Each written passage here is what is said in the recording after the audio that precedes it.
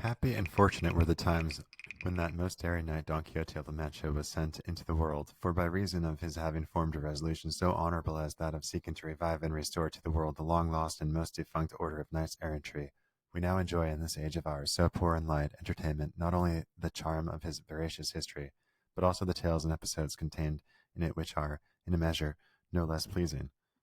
ingenious, and truthful than the history itself, which, resuming its thread, carded, spun, and wound, relates that just as the curate was going to offer the consolation to Cardiano, he was interrupted by a voice that fell upon his ear, saying in plaintive tones, "O God, is it possible that I have found a place that may serve as a secret grave for the weary load of this body that I support so unwillingly? If the solitude of these mountains promise deceive me not,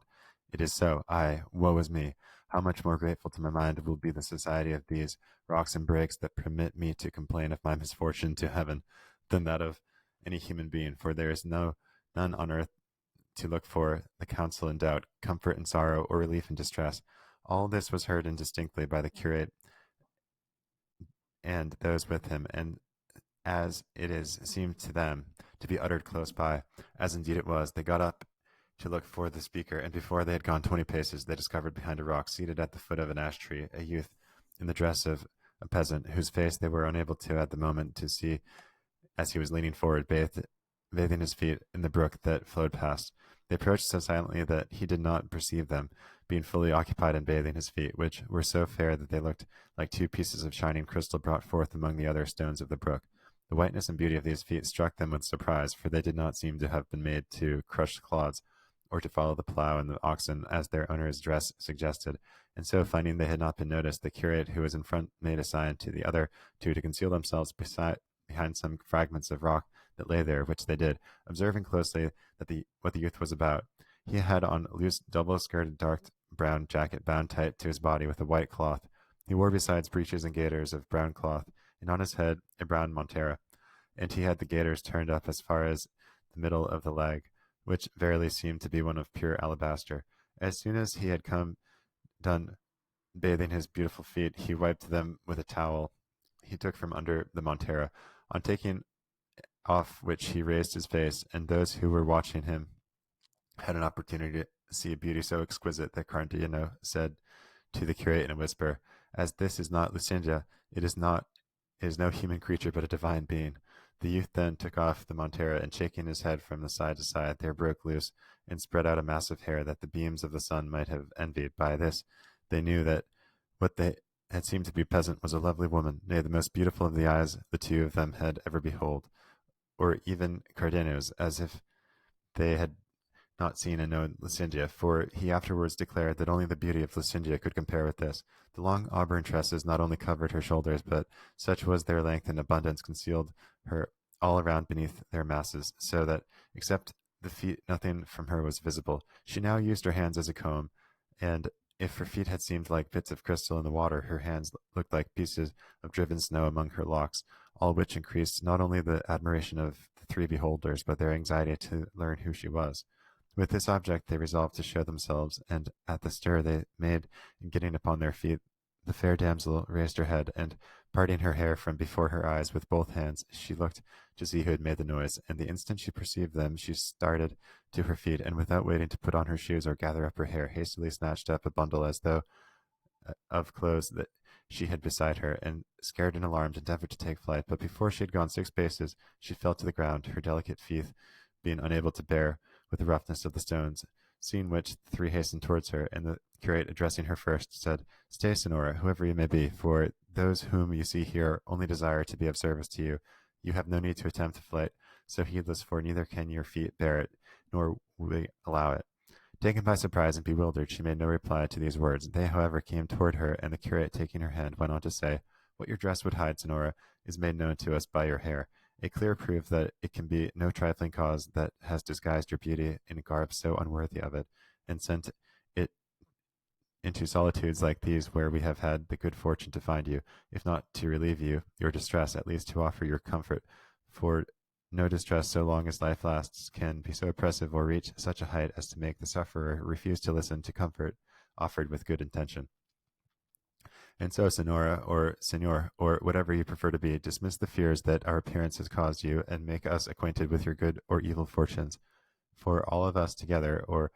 from each one of us, you will receive sympathy in your trouble. While the curate was speaking, the disguised damsel stood as if spellbound, looking at them without opening her lips or uttering a word, just like a village rustic to whom something strange that has never seen that he has never seen before has been suddenly shown. But on the curate addressing some further words to the same effect to her, sighing deeply, she broke silence and said, "Silence, the solitude of these mountains has been unable to conceal me, and the escape of my dishevelled tresses will not allow my tongue to deal in falsehoods. It would be idle for me now to make any further pretense of what, if you were to believe me, you would believe more of out of curiosity than for any other reason. This being said, I say I thank you, sirs, for the offer you have made me, which places me under the obligation of complying with the request you have made of me, though I fear the account I shall give you of my misfortune will excite you in as much concern as compassion, for you will be unable to suggest anything to remedy them or any consolation to alleviate them. However, that my honor may not be left as a matter of doubt in your minds, now that you have discovered me to be a woman, and see that I am young, alone, and in this dress, things that taken together or separately would be enough to destroy any good name, I feel bound to tell what I would willingly keep secret if I could. All this she who was now seen to be a lovely woman delivered without any hesitation, with so much ease, and in so sweet a voice that they were not less charmed by her intelligence than by her beauty, and as they again repeated their offers and entreaties to her to fulfil her promise, she, without further pressing, first modestly covering her feet and gathering up her hair, seated herself on a stone with the three placed around her, and after an effort to restrain some tears that came to her eyes, in a clear and steady voice, began her story thus. In this Andalusia there is a town from which a duke takes a title which makes him one of those that are called the grandees of Spain. This nobleman has two sons, the elder heir to his dignity and apparently to his good qualities, the younger heir to I know not what, unless it be the treachery of Villadillo, the falsehoods of Ganlon. My parents are but this lord's vassals, lowly in origin, but so wealthy that if birth had conferred as much on them as fortune, they would have nothing left to desire, nor should I have had reason to fear trouble like that in which I find myself now. For it may be that my ill fortune came of theirs in not having been nobly born. It is true that they are not so low that they have any reason to be ashamed of their condition, but neither are they so high as to remove from my mind the impression that my mishap comes of their humble birth. They are, in short, peasants, plain, homely people, without any taint of disreputable blood, and, as the saying is, old rusty Christians, but so rich that by their wealth and free-handed way of life they are coming by degrees to be considered gentlefolk by birth, and even by position. But the wealth and nobility they thought most of was having me for their daughter, and as they have no other child to make their heir, and are affectionate parents, I was one of the most indulged daughters that ever parents indulged. I was the mirror in which they beheld themselves, the staff of their old age, and the object in which their, with submission to heaven, all their wishes centered, and mine were in accordance with theirs, for I knew their worth, and as I was mistress of their hearts, so was I also of their possessions. Though me they engaged or dismissed, through me they engaged or dismissed their servants. Through my hands passed the accounts and returns of what was sown and reaped, the oil mills, the wine presses, the count of the flocks, the herds, the beehives, all in short, that a rich farmer like my father has or can have, I had under my care, and I acted as steward and mistress with an assiduity on my part, as well as satisfaction on theirs, that I cannot well describe to you. The leisure hours left me after I had given the requisite orders to the head shepherd, overseers, and other laborers, I passed in such employments as are not only allowable but necessary for young girls, those that the needle, embroidery, cushion, and spinning wheel usually afford, and if to refresh my mind I quitted them for a while, I found recreation in reading some devotional book or playing the harp, for experience taught me that music soothes the troubled mind and relieves weariness of spirit. Such was the life I led in my parents' house, and if I have depicted it thus minutely, it is not out of ostentation or to let you know that I am rich, but that you may see how, without any fault of mine, I have fallen from the happy condition I have described to the misery I am at present. The truth is, that while I was leading this busy life in a retirement that might compare with that of a monastery, and unseen as I thought by any except the servants of the house, for when I went to mass it was so early in the morning, and I was so closely attended by my mother and the women of the household, and so thickly veiled and so shy that my eyes scarcely saw more ground than I trod on. In spite of all this, the eyes of love or idleness, more properly speaking, that the lynx cannot rival, discovered me with help of the assiduity of Don Fernando, for that is the name of the younger son of the Duke I told of. The moment the speaker mentioned the name of Don Fernando, Cardenio changed color and broke into a sweat with such signs of emotion that the curate and the barber, who observed it, feared that one of the mad fits which they had heard attacked him sometimes was coming upon him. But Cardenio showed no further agitation and remained quiet, regarding the peasant girl with fixed attention, for he began to suspect who she was. She, however, without noticing the excitement of Cardenio, continued her story, went on to say, and they had hardly discovered me when, as owned afterwards, he was smitten with a violent love for me, as the manner in which it displayed itself plainly showed. But to shorten the long recital of my woes, I will pass over in silence all the artifices employed by Don Fernando for declaring his passion for me. He bribed all the household, he gave and offered gifts and presents to my parents. Every day was like a holiday or a merry-making in our street. By night no one could sleep for the music. The love letters that used to come to my hand, no one knew how, were innumerable, full of tender pleadings and pledges, containing more promises and oaths than there were letters in them, all which not only did not soften me, but hardened my heart against him, as if he had been my mortal enemy, and as if everything he did to make me yield were done with opposite intentions. Not that the high-bred bearing of Don Fernando was disagreeable to me, or that I found his importunities wearisome, for it gave me a certain sort of satisfaction to find myself so sought and prized by a gentleman of such distinction, but I was not displeased at seeing my praises in his letters, for however ugly we women may be, it seems to me it always pleases us to hear ourselves called beautiful. But that my own sense of right was opposed to all this, as well as the repeated advice of my parents, who now very plainly perceived Don Fernando's purpose, for they cared very little of all the world, if all the world knew it. For he cared very little, if all the world knew it. They told me they trusted and confided their honor and good name to my virtue and rectitude alone, and bade me consider the disparity between Don Fernando and myself, from which I might conclude that his intentions, whatever he might say to the contrary, had for their aim his own pleasure rather than my advantage. And if I were at all desirous of opposing an obstacle to his unreasonable suit, they were ready, they said, to marry me at once to anyone I preferred, either among the leading people in our town, or if any of those in the neighborhood, for with their wealth and my good name a match might be looked for in any quarter. This offer and their sound advice strengthened my resolution, and I never gave Don Fernando a word in reply that could hold out to him any hope of success, however remote. All this caution of mine, which he must have taken for coyness, had apparently the effect of increasing his wanton appetite, for that is the name I give his passion for me. Had it been what he declared it to be, you would not know of it, because there would have been no occasion to tell you of it. At length he learned that my parents were contemplating marriage for me in order to put an end to his hopes of obtaining possession of me, or at least to secure additional protectors to watch over me, and this intelligence or suspicion made him act as you shall hear. One night, as I was in my chamber with no other companion than a damsel who waited on me, with the doors carefully locked, lest my honor should be imperilled through any carelessness, I know not nor can conceive how it happened, but with all this seclusion and these precautions, and in the solitude and silence of my retirement, I found him standing before me, a vision that so astounded me that it deprived my eyes of sight and my tongue of speech. I had no power to utter a cry, nor, I think, did he give me time to utter one, as he immediately approached me, and taking me in his arms, for, overwhelmed as I was powerless, I say, to help myself, he began to make such professions to me that I know not how falsehood could have had the power of dressing them up to seem so like truth. And the traitor contrived that his tears should vouch for his words, and his sighs for his sincerity. I, a poor young creature alone, ill-versed among my people in cases such as this, began to know not how not to think all these lying protestations true, though without being moved by the sighs and tears to anything more than a pure compassion. And so,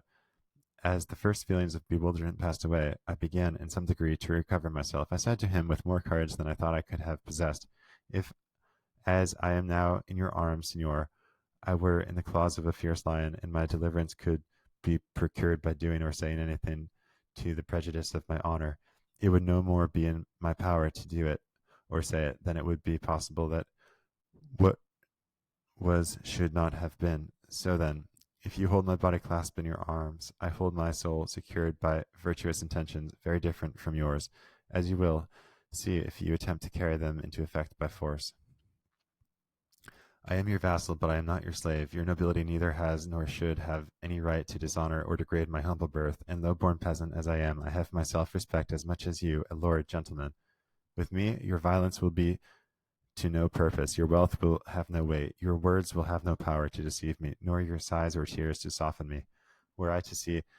any of the things I speak of in him whom my parents gave me as a husband, his will should be mine, and mine should be bounded by his, and my honor being preserved, even though my inclinations were not, would willingly yield him what you, Señor, would now obtain by force. And this I say lest you should suppose that any but my lawful husband shall ever win anything of me. If that, said this disloyal gentleman, be the only scruple you feel, fairest Dorothea, for that is the name of this unhappy being,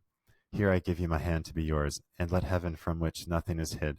and this image of Our Lady you have here be witness of this pledge. When Cardenio heard her say she was called Dorothea, he showed fresh agitation and fresh convinced of the truth of his former suspicion, but he was unwilling to interrupt the story and wished to hear the end of what was already all but new. So he merely said, "What? Is Dorothea your name, Signora? I have heard of another of the same name who can perhaps match your misfortunes. But proceed. By and by I may tell you something that will astound you as much as it will excite your compassion." Dorothea was struck by Cardenio's words as well as by his strange and miserable attire, and begged him, if he knew anything concerning her, to tell her at once, for if fortune had left her any blessing, it was courage to bear whatever calamity might fall upon her, as she felt sure that none could reach her capable of increasing in any degree what she had endured already. "I would not let the occasion pass, Signora," replied Cardenio, "of telling you what I think,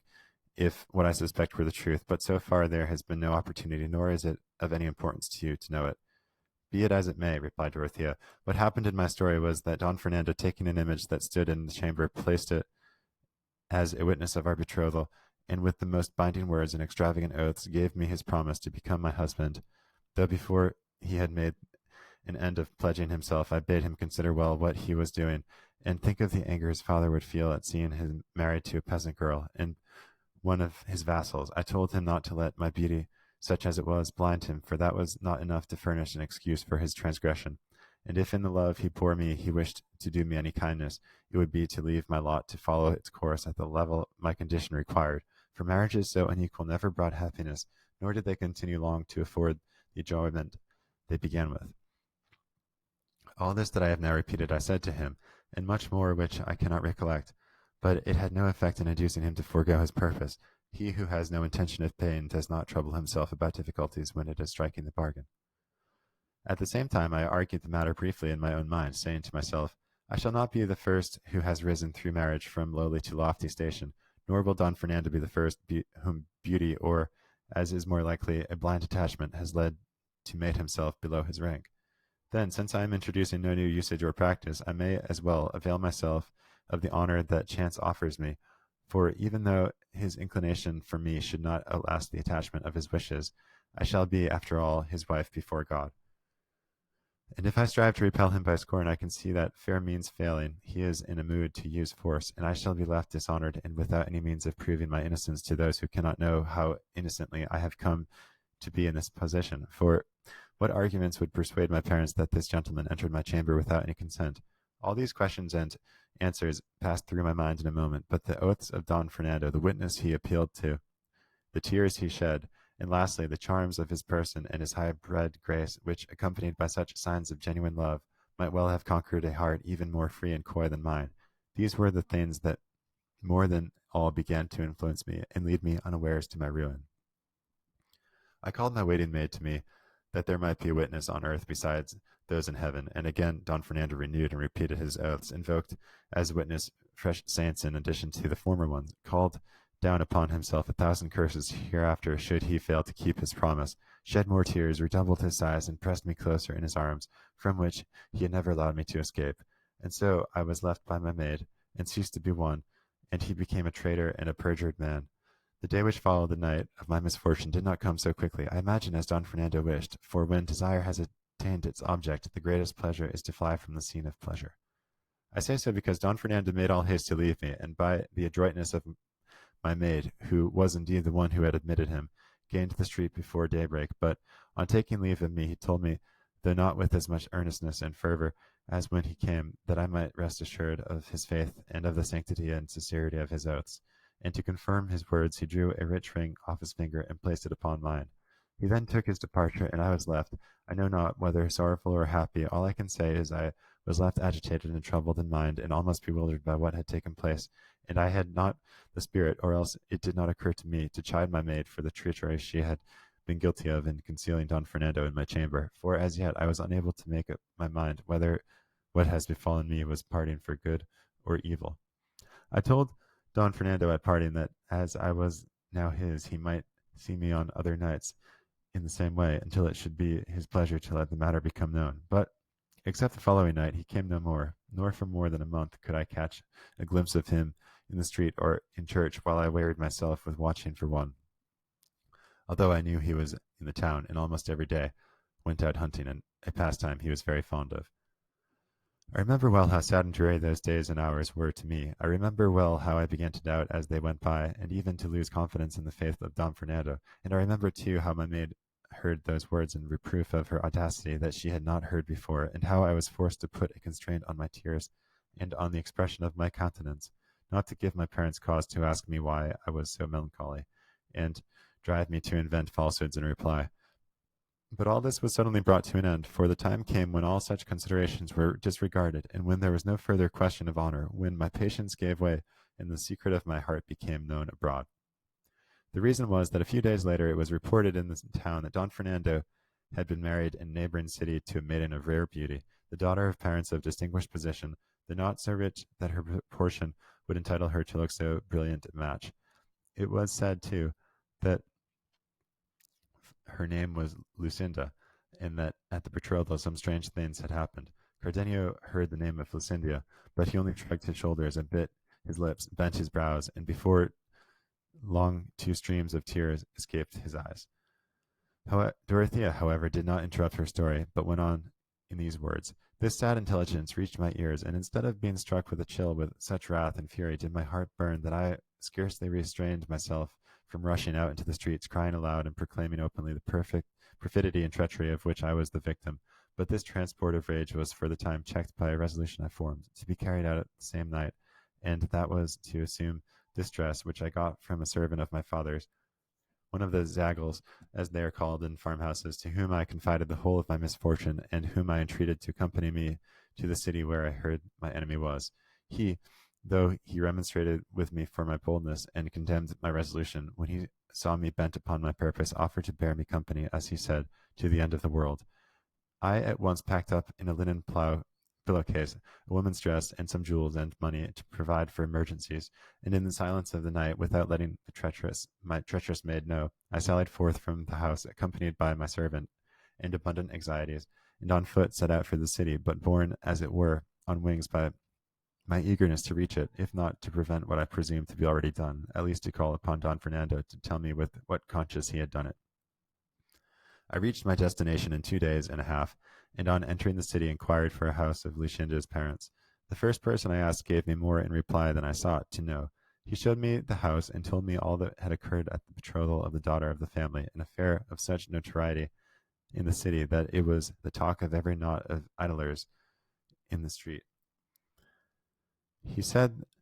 that on the night of Don Fernando's betrothal with Lucinda, as soon as she had consented to be his bride by saying yes, she was taken with a sudden fainting fit, and that on the bridegroom's approaching to unlace the bosom of her dress to give her air, he found a paper in her own handwriting, in which she said and declared that she could not be Don Fernando's bride, because she was already Cardenio's, who, according to the man's account, was a gentleman of distinction of the same city, and that she had accepted Don Fernando, it was only in obedience to her parents. In short, he said, the words of the paper made it clear she meant to kill herself on the completion of the betrothal, and gave her reasons for putting an end to herself, with all which was confirmed, it was said, by a dagger they found somewhere in her clothes. On seeing this, Don Fernando, persuaded that Lucinda had befooled, slighted, and trifled with him, assailed her before she had recovered her swoon, and trifled to stab her with the dagger that had been found, and would have succeeded had not her parents and those who were present prevented him. It was said, moreover, that Don Fernando went away at once, and that Lucinda did not recover from her prostration, until the next day, when she told her parents how she was really the bride of that Cardenio I have mentioned. I learned besides that Cardenio, according to report, had been present at the betrothal, and that upon seeing her betrothed, contrary to his expectation, he had quitted the city in despair, leaving behind him a letter declaring the wrong Lucinda had done him, and his intention of going where no one should ever see him again. All this was a matter of notoriety in the city, and everyone spoke of it, especially when it became known that Lucinda was missing from her father's house and from the city, for she was not to be found anywhere, to the distraction of her parents, who knew not what steps to take to recover her. What I learned revived my hopes, and I was better pleased not to have found Don Fernando than to find him married, for it seemed to me that the door was not yet entirely shut upon relief in my case, and I thought that perhaps Heaven had put this impediment in the way of the second marriage, to lead him to recognize his obligations under the former one, and to reflect that as a Christian he was bound to consider his soul above all human objects. All this passing through my mind, and I strove to comfort myself without comfort, indulging in faint and distinctive hopes of cherishing that life that I now abhor. But while I was in the city, uncertain what to do, as I could not find Don Fernando, I heard notice given by the public criers offering a great reward to anyone who should find me, and giving the particulars of my age and of the very dress I wore. And I heard it said that the lad who came with me had taken me away from my father's house, a thing that cut me to the heart, showing how low my good name had fallen, since it was not enough that I should lose it by my flight, but they must add with whom I had fled, and that one so much beneath me, and so unworthy of my consideration. The instant I heard the notice, I quitted the city with my servant, who now began to show signs of wavering in his fidelity to me. And the same night, for fear of discovery, we entered the most thickly wooded part of these mountains. But, as is commonly said, one evil calls upon another, and the end of one misfortune is apt to be the beginning of one still greater. And so it proved in my case, for my worthy servant, until then so faithful and trusty when he found me in this lonely spot, moved more by his own villainy than by my beauty, sought to take advantage of the opportunity which these solitudes seemed to present him, and with little shame and less fear of God and respect for me, began to make overtures to me, and finding that I replied to the effrontery of his proposals with justly severe language, he laid aside the entreaties with which he employed at first, and began to use violence. But just Heaven, that seldom fails to watch over and aid good intentions, so aided mine, that with my slight strength and with little exertion I pushed him over a precipice, where I left him, whether dead or alive I know not, and then, with greater speed than seemed possible, in my terror and fatigue, I made way into the mountains, without any other thought or purpose save that of hiding myself among them, and escaping my father and those dispatched in search of me by his orders. It is now I know not how many months since with this object I came here, where I met a herdsman who engaged me as his servant at a place in the heart of this sierra, and all this time I have been serving him as herd, striving to keep always afield to hide these locks which have now unexpectedly betrayed me. But all my care and pains were unavailing, for my master made the discovery that I was not a man, and harbored the same base designs as my servant, and as fortune does not always supply a remedy in cases of difficulty, and I had no precipice or ravine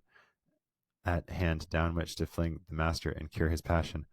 as I had in the servant's case, I thought it a lesser evil to leave him and again conceal myself among these crags than make trial of my strength and argument with him. So, as I say, once more I went into hiding to seek for some place where I might, with